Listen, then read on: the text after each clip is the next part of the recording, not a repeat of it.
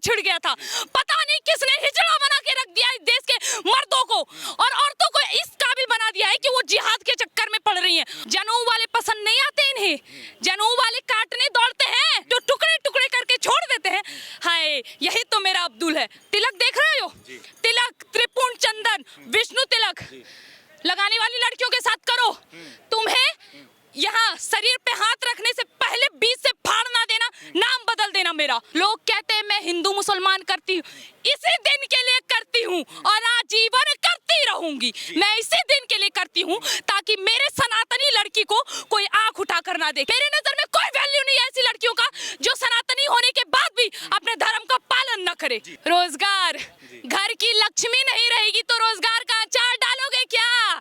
रोजगार, संख्या कम होने दो ना, रोजगार तो है। यही है इस देश की दिक्कत कि अगर एक मुसलमान कोई गलती करे लेकिन वो गलत है तो फिर भी उसका पूरा कौम उसके साथ खड़ा हो जाएगा।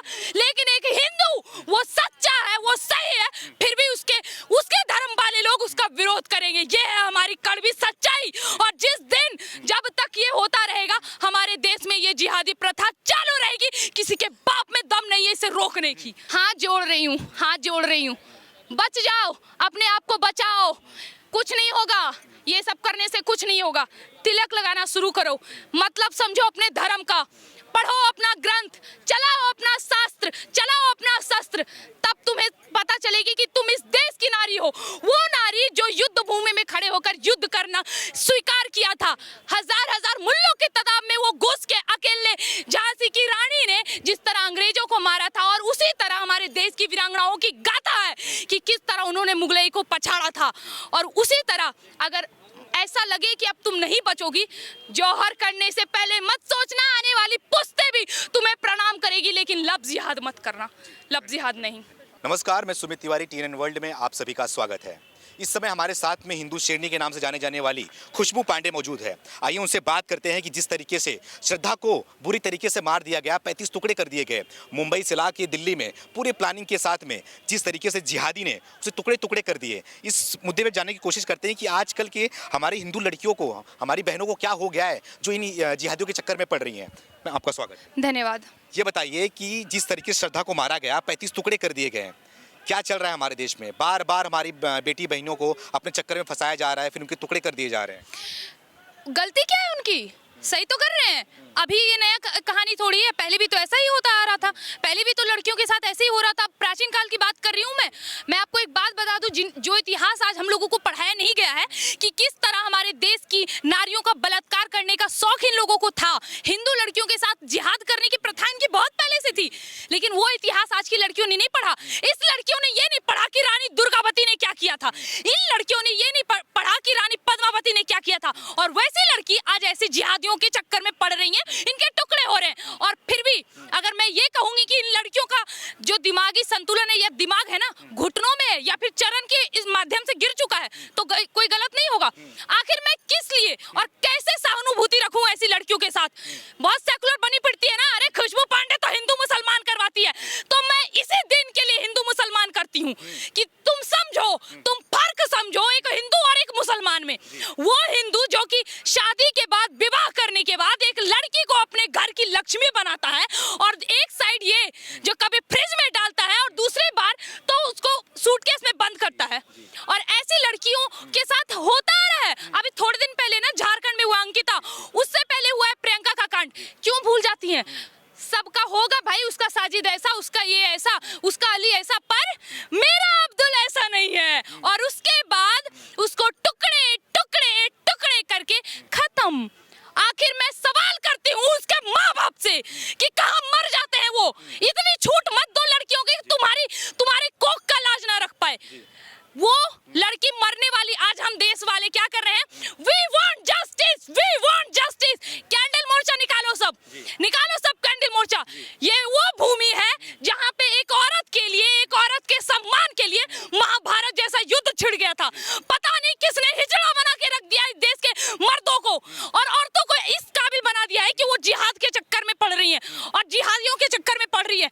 जनेऊ वाले पसंद नहीं आते इन्हें, जनेऊ वाले काटने दौड़ते हैं, इनको जनेऊ वाले काटने दौड़ते हैं और जो टुकड़े टुकड़े करके छोड़ देते हैं। हाय, यही तो मेरा अब्दुल है।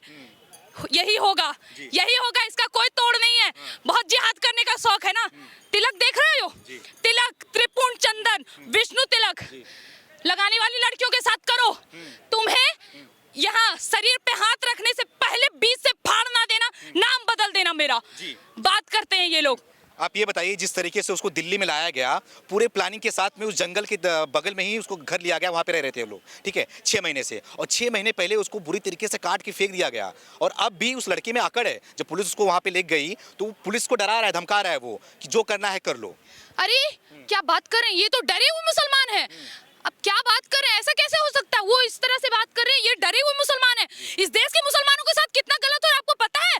अल्पसंख्यक के नाम पे उनको काटा जा रहा है, मारा जा रहा है। 90 में भी कटे थे, है ना? अभी थोड़े दिन पहले उदयपुर में भी ये कटे थे। देश के डरे हुए मुसलमान है, वो कैसे डरा सकते हैं? आप कैसी बात कर रहे हैं? सरकार को अपना मानसिकता संतुलन समझाना चाहिए। या फिर किसका इंतजार कर रहे हैं सर, कि कोई रानी दुर्गावती पैदा हो, कोई रानी पद्मावती पैदा हो? मुझे दीजिए सर, मुझे ये हक दीजिए। एक बार रानी पद्मावती बन गई ना, तो फिर सबको लेके एक बार में जलूंगी, और नहीं फर्क पड़ेगा अगर एक खुशबू पांडे मर गई तो दोबारा मेरा कहानी बताने वाली 1000 खुशबू पांडे तैयार होंगी। लेकिन जिस दिन मुझे ये हक मिल गया ना कि मैं अपना जौहर कर सकूं, जिस दिन मुझे ये हक मिल गया कि मैं तलवार लेके युद्ध भूमि में जाऊं, मैं इन सब जिहादियों को काटने की औकात खुद रखती हूँ। जिस तरीके से नुपुर शर्मा ने कुछ बयान दिया था, ठीक है, उस बयान के बाद पूरे देश में आपने देखा था क्या माहौल हो गया था। और उसके बाद आपने देखा कि श्रद्धा के मर्डर के बाद कोई कुछ भी नहीं, पूरा हिंदुस्तान शांत बैठा हुआ है। कितना दोगलापन है ये। अरे इसी को तो कहते हैं, यही है हमारे देश का संविधान, इसे कहते हैं हमारा देश। चाइना, अफगानिस्तान, ईरान, जाओ थोड़ा घूम के आओ, इनकी क्या औकात है पता चल जाएगी। यही है हमारे देश का संविधान।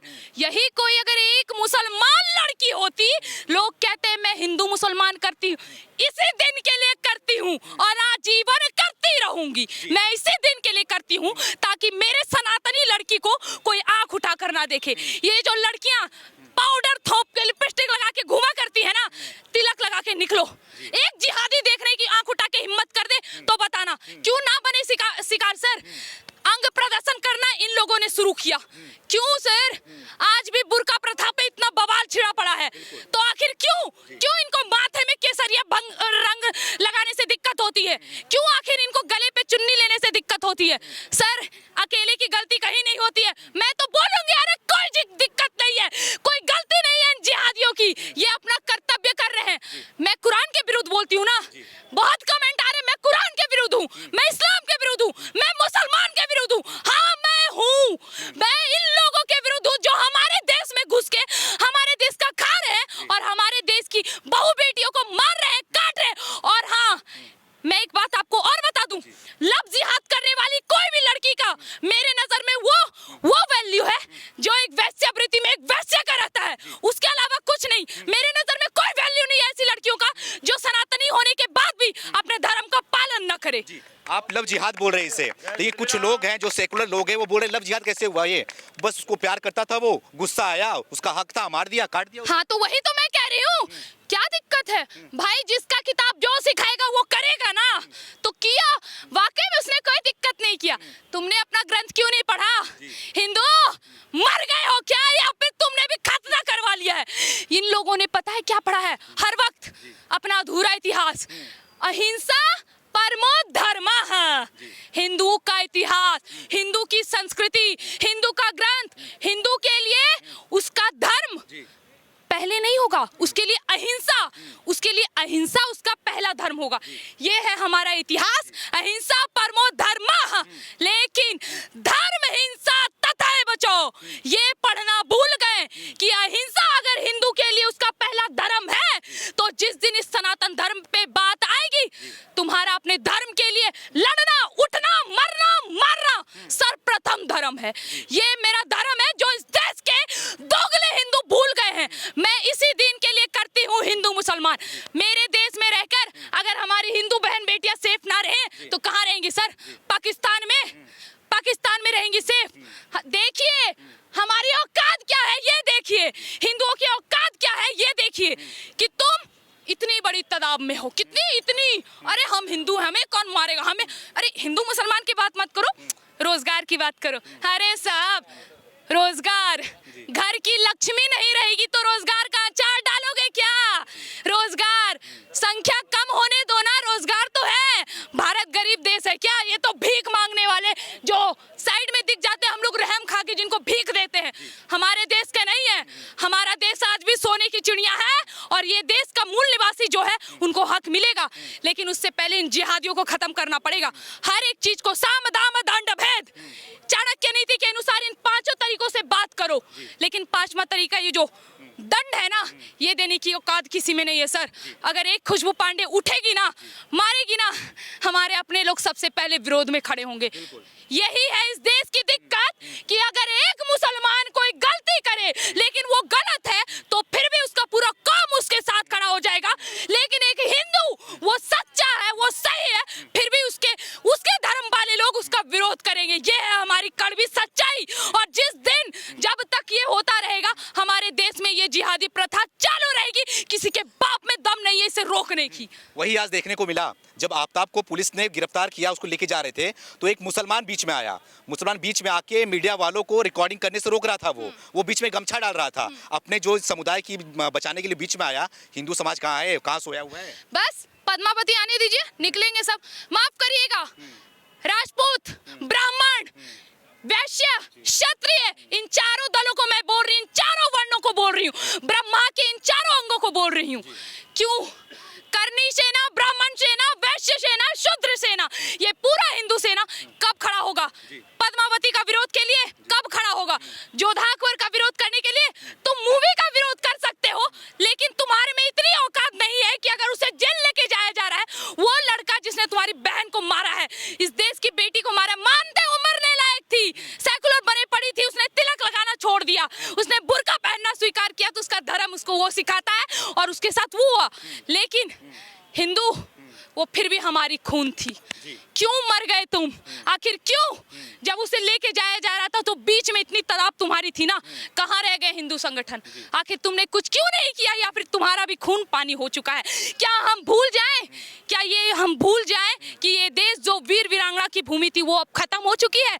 क्या हम भूल जाएं, अब हम ये माने कि ये देश अकबर, हुमायूं, बाबर, औरंगजेब, शाहजहां सब मुगलई को पड़ेगा और हमारे महाराणा प्रताप, वीर छत्रपति शिवाजी, राणा संगा को भूल जाएगा और राम के होने पर, अस्तित्व पर सवाल उठाएगा? क्या हम ये मान ले? और अगर नहीं तो आखिर कहाँ है हमारा हिंदू समाज और कहाँ है हमारा हिंदू संगठन? सवाल मेरा ये उठता है यहाँ पे कि इन जिहादियों के साथ में क्या ऐसा करना चाहिए कि सबक सीखे? मियाँ का बच्चा कोई ना अच्छा, जो अच्छा हुआ हिंदू का बच्चा। आप बोलिए क्या जवाब चाहिए? क्यों मैं भरोसा करूं? आखिर मैं क्यों भरोसा करूं इस दिन के लिए? अरे सबने गलती की पर मेरा अब्दुल ऐसा नहीं। और उसके बाद कहा दूसरे दिन सूटकेस में, और फिर 6 महीने के बाद लाश निकलेगी, और 6 महीने के बाद हमारे हिंदू भाई हमसे जो प्यार करते हैं वो सपोर्ट में उतरेंगे। We want justice. Khushboo Pandey को इंसाफ दो। खुशबू पांडे मर गई, उसे इंसाफ दो, इसलिए उठेंगे ये लोग। नहीं रुकेगा सर, ये नहीं रुकेगा।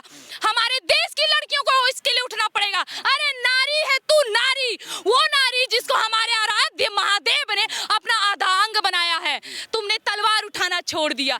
सुनो द्रौपदी, शस्त्र उठा लो, अब गोविंद ना आएंगे। खुद ही अपनी लाज बचा लो, खुद ही अपनी लाज बचा लो। छोड़ सिंगार, छोड़ सिंगार, तुम खड़क संभालो, अब गोविंद ना आएंगे। सुनो द्रौपदी, शस्त्र उठा लो, अब गोविंद ना आएंगे। जिस दिन इस देश की लड़कियां खुद अपने आत्म सुरक्षा के लिए तैयार हो जाए कि कोई जरूरत नहीं पड़ेगी, सरकार कुछ नहीं कर सकता इसमें करना होगा तो हिंदू परिवारों को करना होगा तो हिंदू बहन बेटियों को करना होगा, उसके अलावा आप कोई नहीं कर सकता है। कुछ सेकुलर लोग हैं हमारे देश में, वो बोलते हैं कि इसमें हिंदू मुसलमान कहाँ से आ जाता है? उसका उस पे हक था, उससे मतलब प्यार करता था, वो वहां से लेके आया दिल्ली में, उसको मतलब झगड़ा हुआ, काट के फेंक दिया। ये वही कहेंगे जिनकी घर में अभी तक लफ्ज जिहाद नहीं हुआ। और क्या मैं बता रही हूँ, लफ्ज जिहाद की प्रथा कहाँ से शुरू हुई?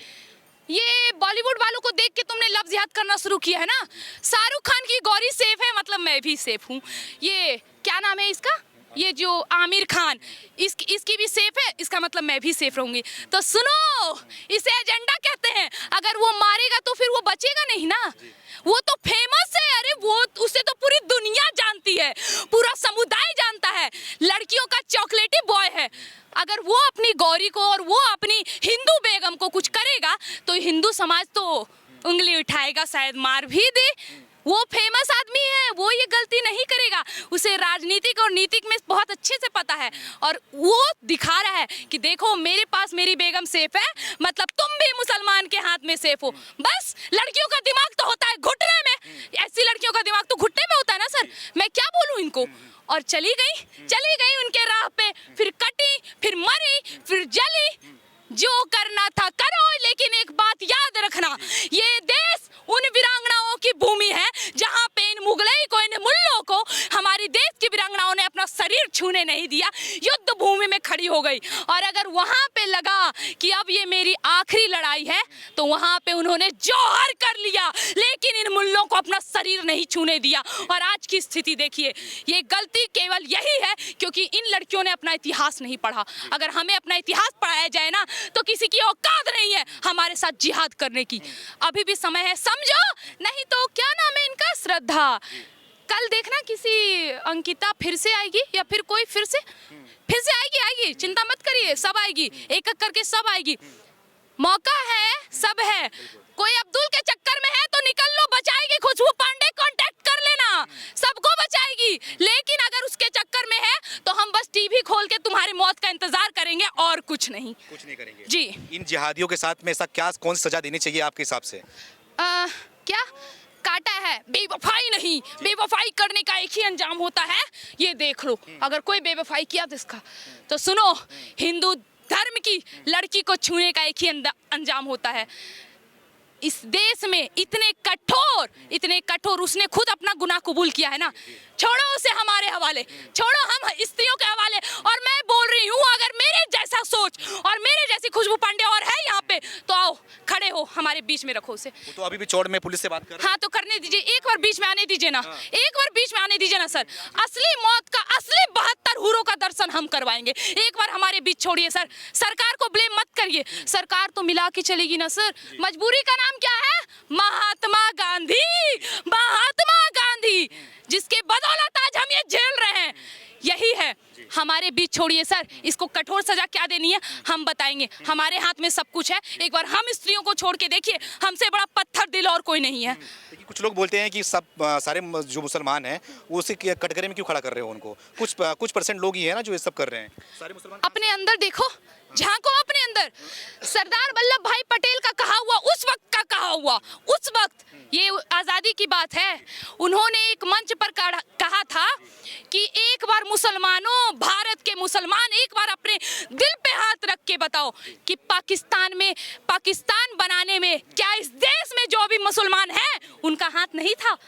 सबको बोला था, 1-2 मुसलमान नहीं, उस वक्त जितने 1.5-2% मुसलमान थे उन सबको बोला था, उन्हीं के वंशज आज हैं। और अगर बहुत सब मुसलमान को नहीं खड़ा किया जाए, कितने खिलाफ होते हैं लफ्ज़ जिहाद के, और कितने कहते हैं ये तो हमारी हिंदू बहन है, इसे मत मारो। कहाँ रहता है हिंदू बहन, हिंदू भाईचारा, ये हिंदू मुसलमान भाईचारा, गंगा जमुना तहजीब?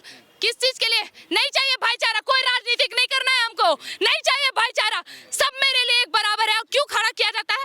अपने आप में देखो, खुद में देखो, आखिर क्यों खड़ा किया जाता है? ये देश हमारा है, हमारे धर्म की लड़कियां सिर्फ हमारे धर्म में रहनी चाहिए, अन्यथा किसी धर्म में गई, काटने का हक हम देंगे। पहले तो हम उसे खत्म करेंगे, अगर वो हमारी नहीं तो वो किसी की नहीं। अगर जो सनातनी इस सनातन धर्म का नहीं, वो किसी का नहीं। और अगर उसके बाद तुम उसके हाथ में जाके कटना और जलना चाहती है, तुम्हें भगवान बुद्धि दे, जाओ करो। आखिरी सवाल है कि आप देश की लड़कियों को क्या संदेश देना चाहेंगे? हाथ जोड़ रही हूँ, बच जाओ, अपने आप को बचाओ, कुछ नहीं होगा, ये सब करने से कुछ नहीं होगा। तिलक लगाना शुरू करो, मतलब समझो अपने धर्म का, पढ़ो अपना ग्रंथ, चलाओ अपना शास्त्र, चलाओ अपना शस्त्र, तब तुम्हें पता चलेगी कि तुम इस देश की नारी हो, वो नारी जो युद्ध भूमि में खड़े होकर युद्ध करना स्वीकार किया था। हजार मुल्लों के तादाद में वो घुस के अकेले झांसी की रानी ने जिस तरह अंग्रेजों को मारा था, और उसी तरह हमारे देश की वीरांगनाओं की गाथा है कि किस तरह उन्होंने मुगलई को पछाड़ा था। और उसी तरह अगर ऐसा लगे कि अब तुम नहीं बचोगी, जौहर करने से पहले मत सोचना, आने वाली पुश्तें भी तुम्हें प्रणाम करेगी, लेकिन लफ्ज़ जिहाद मत करना, लफ्ज़ जिहाद नहीं।